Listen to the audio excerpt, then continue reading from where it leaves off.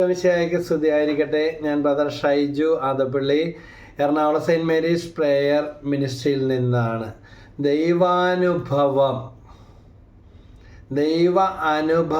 ദൈവത്തെ അനുഭവിച്ചറിയുക, ദൈവത്തോടൊത്ത് വസിക്കുക.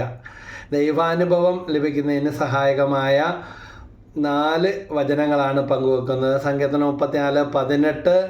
ഹൃദയം നുറുങ്ങിയവർക്ക് കർത്താവ് സമീപസ്ഥനാണ്, മനമൊരുകിയവരെ അവിടുന്ന് രക്ഷിക്കുന്നു. ഉറപ്പായിട്ടും രക്ഷിച്ചിരിക്കും. ദൈവത്തിൻ്റെ വചനത്തിന് യാതൊരു മാറ്റവുമില്ല.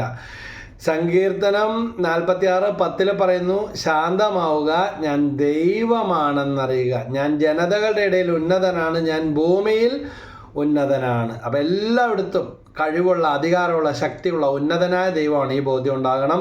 സങ്കീർത്തനം 145:18 അവിടെ പറയുന്നത് എന്താണ്? തന്നെ വിളിച്ചപേക്ഷിക്കുന്നവർക്ക്, ഹൃദയപരമാർത്ഥതയോടെ വിളിച്ചപേക്ഷിക്കുന്നവർക്ക് കർത്താവ് സമീപസ്ഥനാണ്. സമീപസ്ഥനായ ദൈവം, എൻ്റെ ദൈവമേ, ആ സാമീപ്യം, ആ അനുഭവം എനിക്ക് എപ്പോഴും തരണമേ. സങ്കീർത്തനം 60:12 പറയുന്നുണ്ട്, മനുഷ്യൻ്റെ സഹായം വ്യർത്ഥമാണ്, ദൈവത്തോടൊത്ത് ഞങ്ങൾ ധീരമായി പൊരുതും, അവിടെ നിന്നാണ് ഞങ്ങളുടെ ശത്രുക്കളെ ചവിട്ടി മതിക്കുന്നത്.